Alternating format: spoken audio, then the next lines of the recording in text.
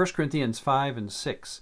Well, beginning with chapter 5, Paul mentions some concerns that he had heard across the Aegean Sea. Again, Paul's in Ephesus, and these concerns had orally moved from Corinth over to Paul.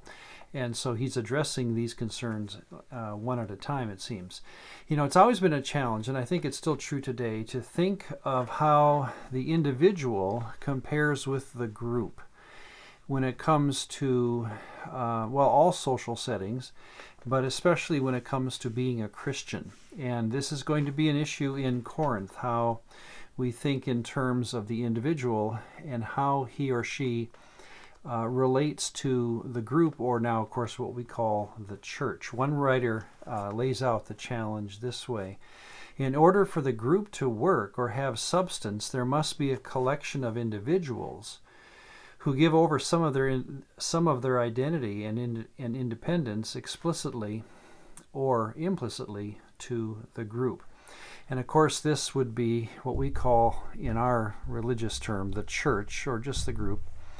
But as an individual gives up their rights at times to join the group, this is what Jesus was all about. He is wanting the synagogue, where Jews had historically collected, to give way to this broader idea of a group that would include, of course, beyond Jews and Gentiles, but merchants and farmers, slaves and free, Jews and Gentiles, every imaginable person, as long as they're loyal to Yahweh, and then, of course, to Jesus. This group would have a unified voice. Of course, it's made up of individuals, and this will be part of chapter 7 and 8 next time, and into Romans and so forth, how individuals and the church are to get along, even though they're part of the same group. Remember, the church is the first attempt in human history of worshiping a deity outside of an ancestral or bloodline background. This is the first truly intra-tribal attempt to worship a god, and again, that's why it's such a challenge. Well, here's where 1 Corinthians 5 jumps into the story. Verse 1, "It is actually reported that there is sexual immorality among you, and such sexual immorality is not even named among the Gentiles, that a man has his father's wife. And you are puffed up and have not rather mourned, that he who has done this deed might be taken away from among you." And this taken away from among you is what we're realizing.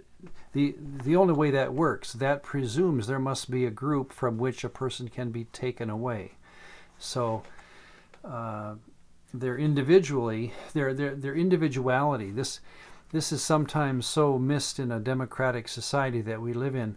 A group cannot just be a group of individuals acting with individuality. They must be working with a common purpose, right? And when it comes to a church, that's going to be a challenge. The Greco-Roman world, by and large, was not seeing extramarital sex as a shameful thing.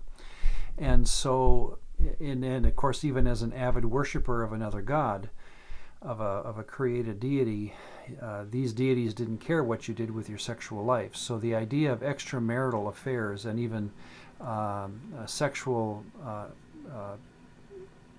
deviances of all kinds were not frowned upon in the Greco-Roman world. And that's the challenge here that this church is going through, is knowing when to put their foot down, as it were.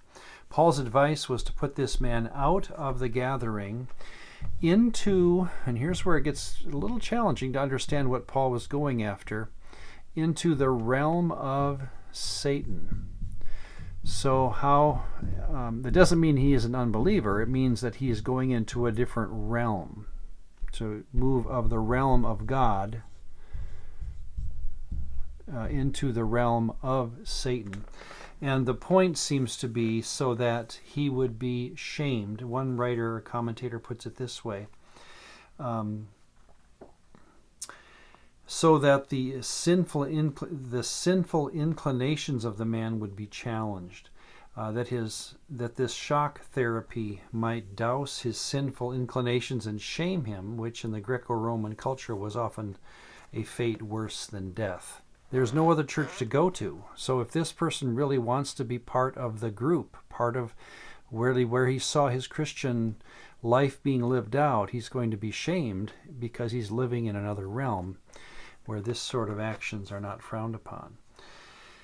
Well, we also hear of another matter that comes up in chapter 6, and in fact, I'd recommend this picture here builds right into what happens in chapter 6, verse 1. Dare any of you, having a matter against another, go to law before the unrighteous and not the saints? Again, these would be the unrighteous, or those who are not right with God.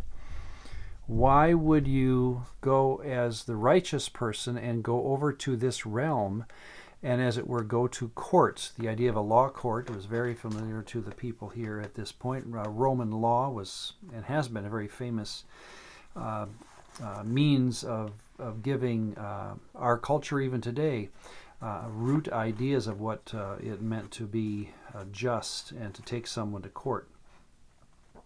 Dare any of you, having a matter against another, go to law before the unrighteous. Now therefore, verse 7, 6-7, it is already an utter failure for you that you go to law against one another. They're allowing those of this side to have a court, as it were, where two Christians stand there. Why do you not rather accept wrong? Why do you not rather let yourselves be defrauded? So here Paul wants to make it clear that the difference between believers and non-believers is not just belief, but it's actually a matter of two worlds colliding again, those in the church and those of Satan, the righteous versus the unrighteous, those who worship and serve the true God, those who worship and serve created gods. Paul saw this as a cosmic mistake, that you would do your business, as it were, in that world over there. Do you not know, this is in 6:3, do you not know that we shall judge gods? Or the Greek word angelos, again, coming through the Septuagint, often stands in for gods. Do you not know that we shall judge gods, or stand over them? How much more things that pertain to this life? So now again, let's just use this as a means of seeing the big picture of the Bible again. Where are we told in the Bible that we as believers will judge or be on top of, holding court over or judging gods? Well, this would be something we can go back and start looking around. I would say Daniel 7:27, after the Daniel 7 vision of the Son of Man coming into the courtroom of Yahweh, Daniel 7:13 and 14.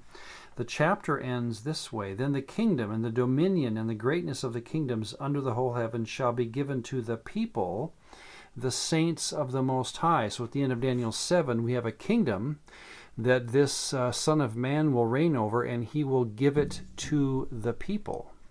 Okay?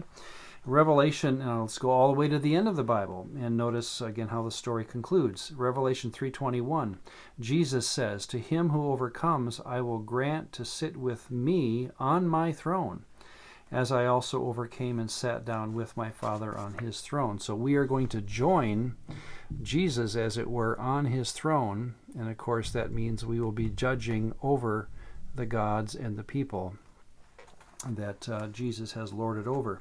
And then very near the end of our Bible, Revelation 20, verse 4, I saw thrones, and they sat on them, and judgment was committed to them. Then I saw the souls of those who had been beheaded for their witness to Jesus and for the word of God, and they lived and reigned with Christ for 1,000 years. So however that timing works, the main point is that we will reign with Christ, with God, as it were, over gods and humans in the end. Jesus himself said this in Luke 22:29, and I bestow upon you a kingdom just as my Father bestowed one upon me. So my point is that when Paul said in 6:3, 1 Corinthians 6:3, do you not know that we will judge angels? He must have taught those people in Corinth about these passages, especially the backstory of us as believers reigning with God over the created gods in some way in the future. Well, back to 1 Corinthians 6:14. God both raised up the Lord and will also raise us up by his power. So there again, even in our passage today, we are going to reign because we are going to be resurrected with Christ.